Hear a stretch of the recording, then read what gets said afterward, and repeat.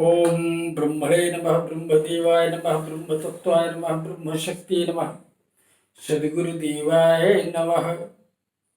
सभी दर्शकों को उस दिव्य परमात्मा की तरफ से पूर्ण आशीर्वाद और अपने अपने गुरुदेव भगवान की तरफ से भी आप सबका कल्याण हो। हम पुनः एक बार अपने इस भाग में आपके साथ आ गए हैं, एक नए ज्ञान को प्रदान करने। जो ईश्वरीय सत्ता ने हमको दिया है, जो हमने अनुभव किया है, उसी रूप में हम आपको देना चाहते हैं कि आपका कल्याण हो। पिछले भाग में हमने आपको बतलाया गुरु का महत्व और गुरुता का महत्व। इस मार्ग में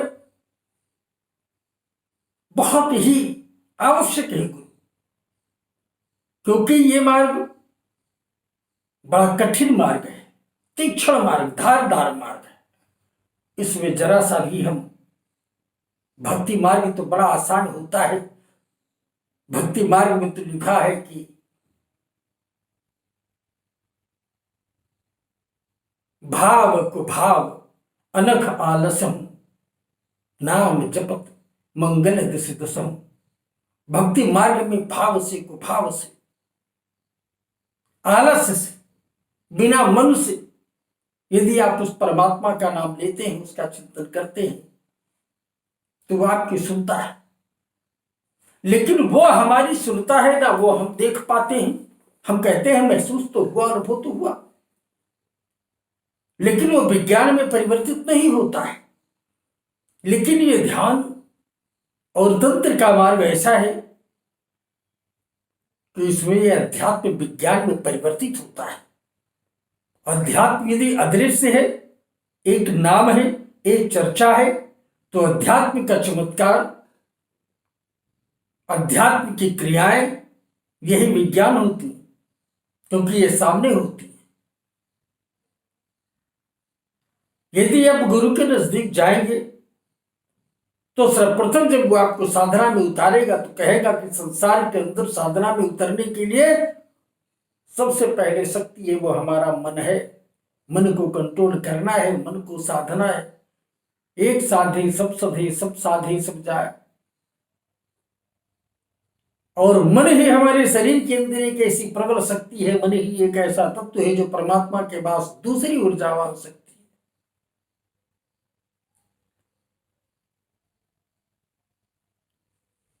क्योंकि संसार में जो कुछ भी हम करते हैं वो मन के कहने से करते हैं। और हमारी एक बात को आप बहुत ही गहराई से समझने का प्रयास कीजिएगा कि मेरे जीवन में हमारी जितनी इच्छाएं होती हैं, उन सब इच्छाओं को पूर्ण करने की शक्ति अगर किसी के पास है तो वो मन तत्व के पास है। हमारा मन ही एक ऐसा हमारे अंदर ऊर्जा प्रवाहित करता है। हमारे मन की ही शक्ति एक ऐसी ऊर्जा प्रवाहित करती है हमारे शरीर में, हमारे तन में, हमारे मन में।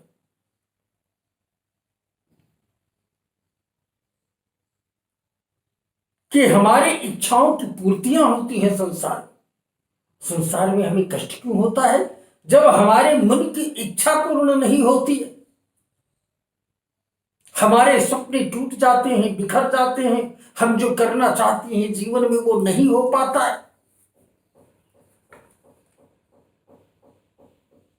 तब मैं अपने आप को कोसता, तब मैं परमात्मा से भी लड़ाई करता हूं, परमात्मा से मैं झगड़ता हूं, परमात्मा से भी मैं शिकायतें करता हूं कि भगवान है भी कि नहीं, मेरी सुनता है कि नहीं सुनता है।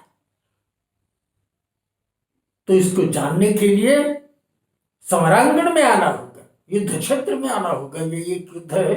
आप अपने कर्म को करते हुए, क्योंकि ये कर्म योनि है, कर्म योनि में कर्म तो करना ही है, क्योंकि कर्म करने के लिए पैदा हुए हो। लेकिन अपने कर्म को करते हुए इसको भी अपने कर्म में समाहित करना पड़ेगा। कर्म को सुकर्म में बदलने के लिए, कर्म को पवित्रता में बदलने के लिए, कर्म को अपने उज्जवल भविष्य में बदलने के लिए आपको इतने सुंदर कर्म करने होंगे, तब ये परमात्मा संबंधी और आत्म संबंधी कर्म होंगे। और इसके लिए तुम्हें अपने मन को पहचानना होगा, मन की शक्ति को पहचानना होगा, मन की स्थिति को जानना होगा और ये समझना होगा कि हम जीवन में जो कुछ भी करते हैं, पूजन करते हैं, पाठ करते हैं, ध्यान करते हैं, चिंतन करते हैं, तपस्या करते हैं, जप करते हैं, कीर्तन करते हैं, भजन करते हैं, जो कुछ भी करते हैं, उसका मात्र एक उद्देश्य होता है कि अपने मन को एकाग्रचित करना है। तुम्हें प्रथम समझ ले मन को बस में कैसे तुमको करना है। प्रथम समझ ले मन को बस में कैसे तुमको करना है। और जीवन नया मिलेगा तुझको, पड़ेगा पहले मरना है।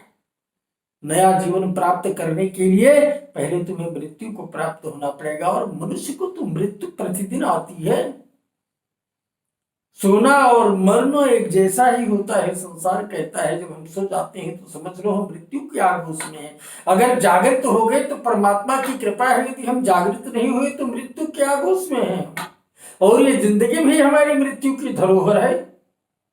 जब तक वो चाहती है मैं इस संसार में हूं, जिस दिन वो नहीं चाहेगी मैं निकल लूंगा। तो जीवन नया पड़ेगा, जीवन नया मिलेगा तुमको, पड़ेगा पहले मरना है। और अपने पूर्व कृत्य पापों को लेकर नहीं उतरना है। जब आप कुछ नए शोध में, नए रिसर्च में, नए संस्थान में प्रवेश करें, नई विद्या को प्राप्त करने के लिए, नई चेतना को जागृत करने के लिए, नई शक्तियों को समझने के लिए जब आप उसमें प्रवेश करें तो आपने अपने जितने पूर्व कृत्य किए हैं, जितने पूर्व कर्म किए हैं, उनको सबको आपको छोड़ देना होगा। अपने पूर्व कृत्य पापों को लेकर नहीं उतरना है। और वीरेंद्र साधना कैसी होगी?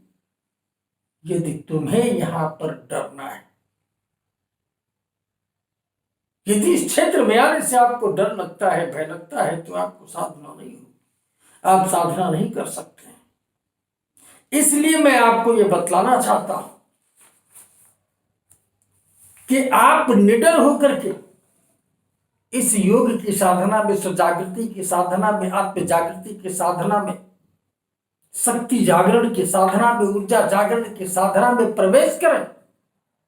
और जितनी पूजा आप अपने घर में प्रतिदिन करते हैं, जितना ध्यान आप अपने घर में प्रतिदिन करते हैं, जितना चिंतन आप अपने घर में प्रतिदिन करते हैं, उसी चिंतन को, उसी पूजन को, उसी पाठ को, उसी क्रिया को गुरुता के रूप में परिवर्तित करके क्रिया योग के अंदर क्रियात्मक स्वरूप में लेकर के आ जाना है। वही साधना आपकी सार्थक होगी, वही पूजन, वही पाठ आपका सार्थक होगा, वही आपको आपकी जागृति प्रदान कराएगा, वही आपको ईश्वरीय तत्व को महसूस करवाएगा। और वही आपको इस चीज का भी अनुभव कराएगा कि संसार में कोई ना कोई एक सत्ता, एक अदृश्य सत्ता ऐसी है कि जो हमें नहीं, जो पूरे संसार को चलाती है। लेकिन जो हमने कहा है कि डरना नहीं है, डरने का तात्पर्य नहीं है, साधना तो निडर बनाती ही बनाती है, लेकिन ये है वीरों की साधना है। साधना वीर करता है। कहते हैं योगी राजा हदल की, इनकी उल्टी रीत, राजा और योगी एक जैसे होते हैं। योगी ही योग भ्रष्ट होकर के राज को प्राप्त करता है। और जब वो राजपद में मस्त होता है तो वो अपने राजपद से हटकर और नरक का गामी बनता है या कष्टों को भोगता है। लेकिन अगर वो राजा रहते हुए भी अपने योग को नहीं भुलाया, अपने पूर्व जन्म के कृत्यों को नहीं भुलाया, संस्कारों पर चलता रहा, तो वो राजा रहते हुए भी योग को प्राप्त करते हुए ब्रह्म के चिंतन में, ब्रह्म में विलय करता है। जैसे महाराज जनक, जैसे अष्टावक्र, जैसे सप्तऋषि, अन्य तमाम कितने ऐसे देव हैं। इस प्रकार से कहा गया है कि ये दिव्य साधना है वीरों की, कायर इसको क्या जाने, जो सत्य के पथ पर चला नहीं वो कैसे इसको पहचाने। अंधकार में जब हो जीवन, वह प्रकाश पुंज कैसे माने। और वीरेंद्र अगर बलिदानी हो तो समर में आओ सरताने। अगर बलिदानी हो, बलिदान करके कुछ प्राप्त करना चाहते हो तो आप हमारे साथ हमारी क्रियाओं के साथ जुड़िए, आपको भी आनंद आएगा और आपका जीवन जीवंत हो जाएगा।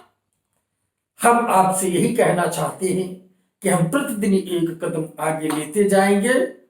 आप इस वीडियो को एक परोपकार में, सत्कार में आगे बढ़ाते जाइए और इसको लाइक करते जाइए, चैन से चैन को जोड़ते जाइए।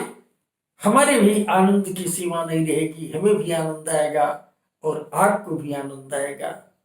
जय मां कामाख्या, जय सद्गुरुदेव।